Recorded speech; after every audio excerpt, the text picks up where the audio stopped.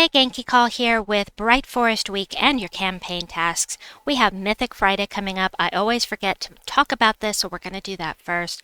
This Friday, we have Leo coming out, and he looks underwhelming for sure. So he is going to do whatever your magic is plus 4. So if you have 50 magic, he'll do 54 damage to an enemy and gain 54 armor, boosted by all enemy magic. So if they have a total of say 200 magic, you'll get an extra 100 armor.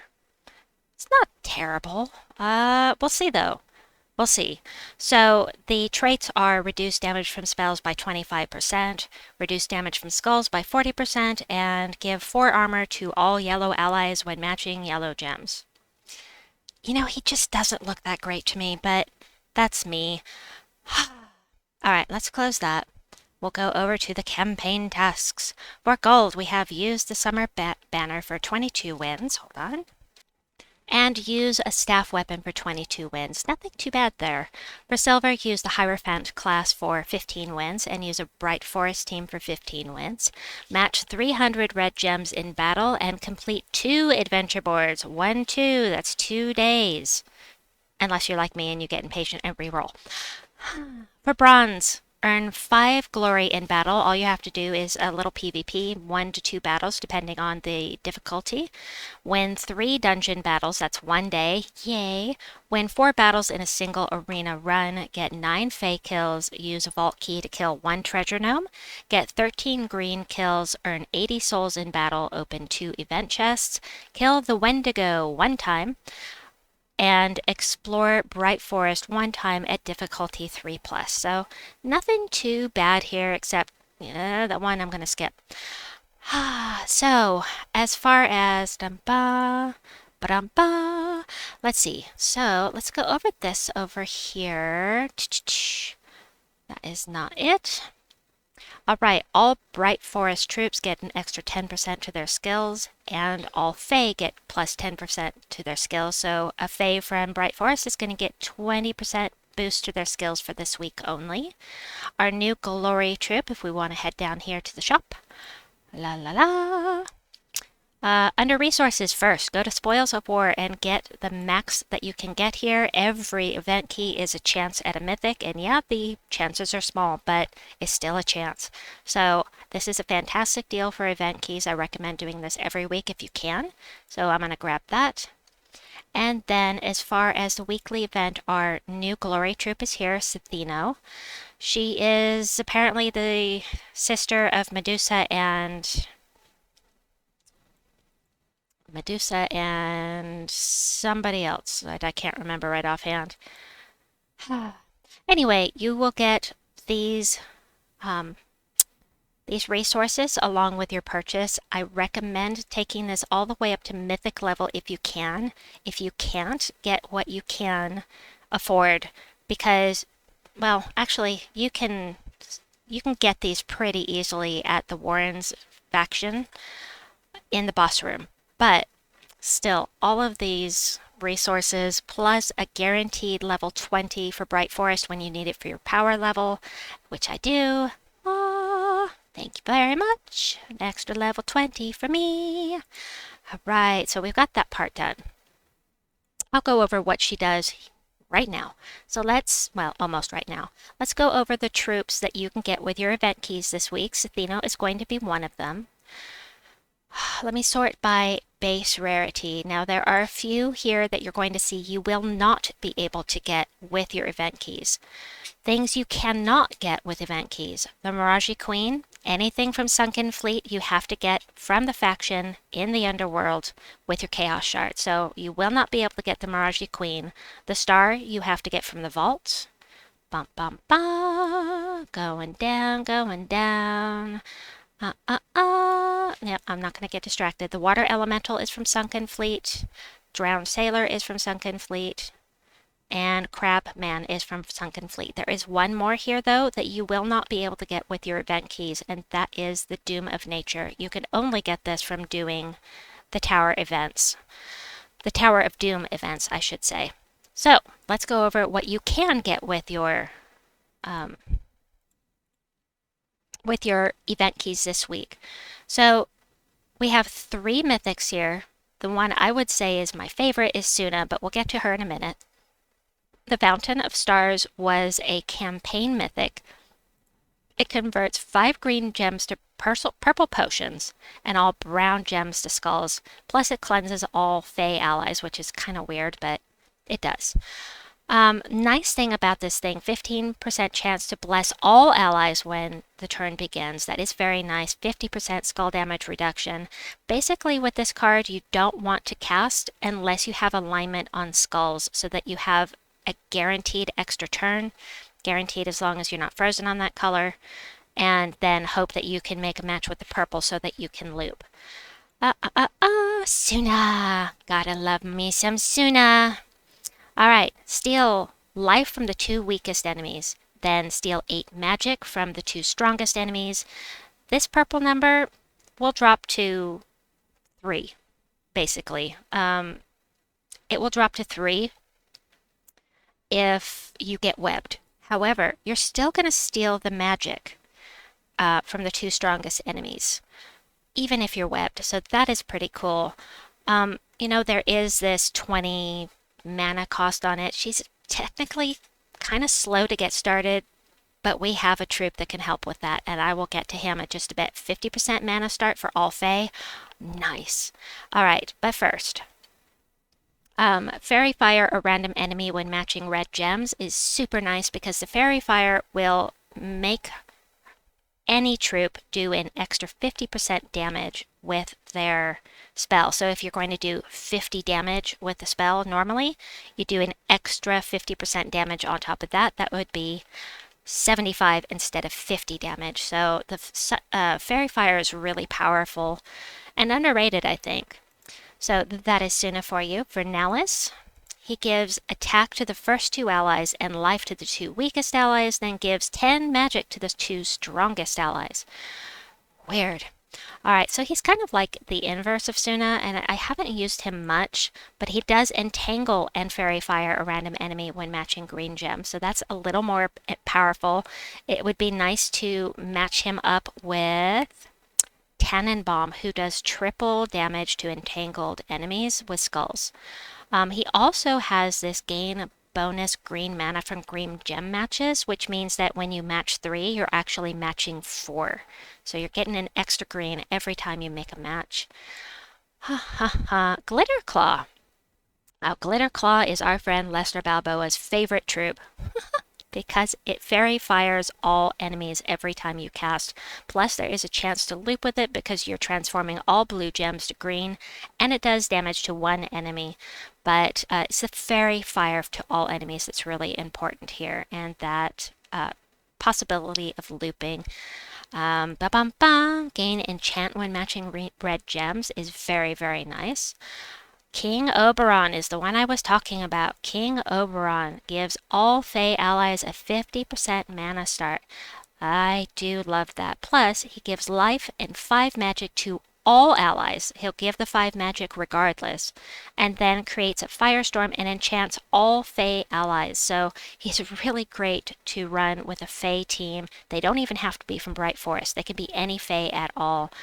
So just for the 3rd trait, he's worthwhile, but I just like this troop just in general. I think he's one of the better troops to come out this year. Queen Titania is fantastic. I actually like to run her with King Oberon personally. She Fairy Fires a random enemy on 4+ gem matches, which is super nice, of course. Does damage to all enemies boosted by red enemies and allies, and if there are 13 or more red gems, gain an extra turn. So she's kind of like the opposite of Queen Mab, who will get the same extra turn on 13 blue. She gets it on 13 red. Marshy Queen, a nope, and nope. Tinsel Tail. I do not tend to like the either or troops, just in general. But no matter what, Tinsel Tail is going to give all allies 4 magic. And then, after that, there's a 50% chance for each of the following: damage to all enemies, explode 8 random gems, and or give all allies 49 life. This is one of those either or troops that's going to be useful no matter what when you cast her. And so I actually really like Tinsel Tail. I don't know if it's because she's cute and I like that her spell is pretty. I just don't know. But I do like this troop. Fairy Fire, a random enemy when matching green gems you don't even need a match for. Like her a lot. Child of Summer is definitely something that you are going to want if you like empowered mana converters. She converts brown gems to red and she conjures a firestorm, so really good with a heavily red team. And she's empowered, that makes her really strong. Lady Estelle is pretty new. She creates 8 green gems and 8 red gems, then blesses and gives 3 magic to all Bright Forest allies. You know, I haven't found a niche for her just yet. I haven't found a slot for her just yet, but you know, it's not a terrible amount of, 8 green and 8 red. I mean, that's 16 mana that she's creating, and red and green are heavily used for Bright Forest. And then she also summons a firestorm at the start of battle. So she's not bad, I just haven't gotten around to using her. Old Man Oakroot eliminates all armor from an enemy, does damage, and if the enemy is a tower, this is one of the siege breakers. He's going to do 3 to 5 times damage, and the way that works is if he's at epic level, then he'll do 3 times damage. If you get him ascended to legendary, he'll do 4 times damage, and if you have it at mythic like mine, 5 times the damage to towers, and that includes Leona's tower. So, hee hee. And same with the siege breaker thing. This is for skulls. If you don't have him at the front of your team, you don't have to worry about this, but he does have skull damage reduction by 33%, and he summons a leaf storm when an enemy dies. So, not a bad troop, something that you're going to want eventually. Prince of Thras, you get him just from completing the storyline here. He does damage to an enemy, boosted by enemy Fae, and summons either a silver Draken or Kristenix. Kristenix is preferred in my opinion. And he has a 25% chance to summon a Dragonet on death. He does do double skull damage versus Fae. And he is immune to a lot of things here. Mana Drain, Silence, Fairy, Fire, and Deathmark. So, Shimmerscale. I think Shimmerscale is fun. And again, it could be because she's pretty and the spell. Convert brown to red. Deal damage to an enemy. Boosted by gems converted. So if you if you transform 10 gems, you're going to get an extra 5 damage because of the boost ratio. 30% skull damage reduction, got a mana shield, so Queen Mab, for instance, would not work on this troop because of the mana shield. Allied Fae, whatever. Spring Emissary, 4 magic to 1 ally, and mana equal to half their mana cost, so if they have a 10 mana, she'll give them 5 mana. And if they're Fae, bless and enchant them. She's okay. There are better troops for this type of thing, in my opinion. However, she does give bonus mana for both red and green. So, match 3 red, you get 4. Match 3 green, you get 4. So that is pretty nice. The only other troop I can think of that doubles up like that is Queen Aurora, who has a rainbow link or something that gives a bonus for every single color. That's a different kingdom though. Alright, Thino is our new troop. She creates a mix of 3 green and red gems for each green ally and enemy. Could be interesting for Guild Wars, or if you're fighting something with a monocolor with lots of green. Let me go ahead and get this gal up to mythic level so I don't have to do it later. Go ahead and do that. She's immune to poison. She has a mana shield and the Naga, blah, blah, blah. Get this up to level 20 real quickly here. Doop, doop, doop, doop. Okay, there we go. I think that's just really cute. Sorry.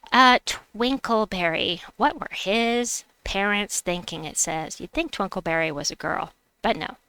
Anyway, convert purple gems to green. Deal damage to an enemy boosted by gems converted. If you transform 10 gems, you're getting an extra 10 damage to them. It's not a bad troop, really. But again, we have empowered mana converters. So, yeah. He does gain magic every time an ally casts a spell, so if you're using a looping team, you could actually get this damage up and up and up, which is, nice. But we're getting into the lower rarity cards here, so of course they're not going to be as good to a point. We're getting to a really good one in a second here.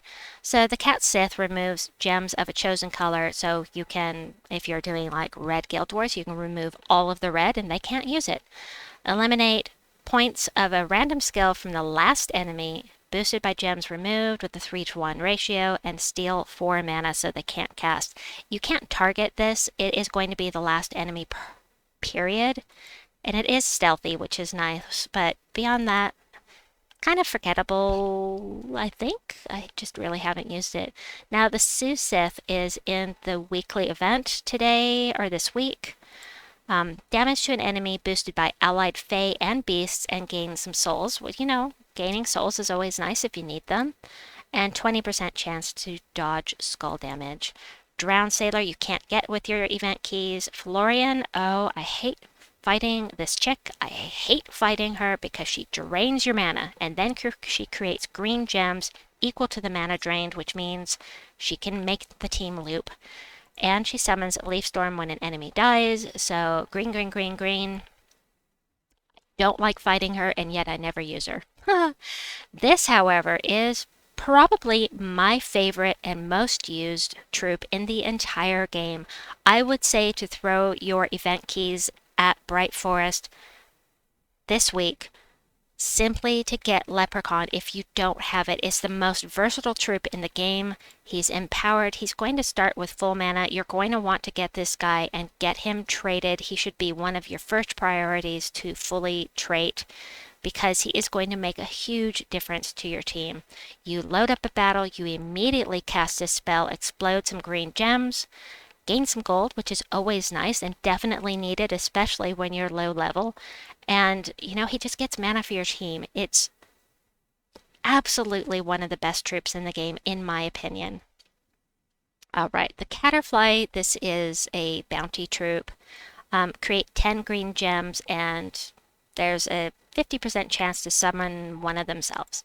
There is the nature link, which is nice. Very fire enemies when doing skull damage. Why would you have them up front when they have no skull damage reduction? I don't know, but yeah. The Fae Cap does scatter damage boosted by Fae allies. So it will do an extra 4 damage for each Fae on your team. It's not a ton. And there's a 50% chance to disease a random enemy, and that will have the mana the troop gains. So if they have a match 4, they'll only get 2 mana. It does have skull damage reduction and immunity to devour, and double skull damage versus diseased enemies. Pixie is 100% useless. Okay, she's 90% useless. She does fairy fire an enemy and get an extra turn, but why? Unless you have no other troops, it just seems like it would be very, very slow and painful to use this thing. She does have 20% chance to dodge skull damage, but I'm not fond of the Pixie. I'm okay. There's a troop that will transform a random enemy into a Pixie, and I'm okay with that because a Pixie really can't hurt you except with skulls. Summer Night. She destroys a row, gains armor and attack, and gains a barrier. So the barrier is the main thing this chick has going for her. Yes, I called her a chick. I apologize. She does have skull damage reduction by 40%, and she fairy fires enemies when doing skull damage. She's basically really good in Arena, although you won't have any of those traits, but still. And lastly, we have the Brownie, who's going to destroy 7 random gems. Could be anything. Could be nothing that's going to help your team at all. And then create 7 purple gems. So, he's a common. So, anyway, those are your troops for this week. Highly, highly recommend going for Leprechaun if you don't have him. I like Sunnah a lot. I like Vernalis. I like the Fountain of Stars. Are they fantastic? No, it's up to you. It's really, I give the information to make what you will of it, and Anyway, let's see. So for this week, we do have Mythic Friday coming up, as I mentioned. On Tuesday, we have the faction assault at Sunken Fleet. Then on Wednesday, we have a new pet, and I can't remember its name. I apologize.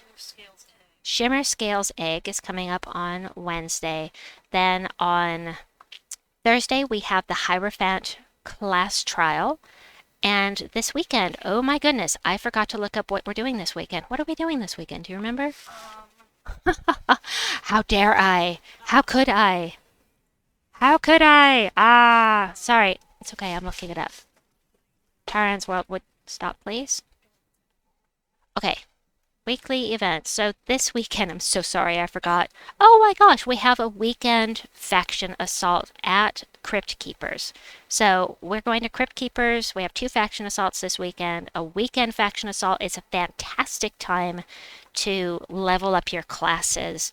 So many battles you're going to be doing, and 2 experience for your class on every single battle. So at least do your free sigils if you want to level up your classes. So anyway, that is what I have for you for campaign tasks and whatnot, upcoming events for the week, and what you can get with your event keys. Please like and subscribe, and we'll see you folks soon. Bye-bye!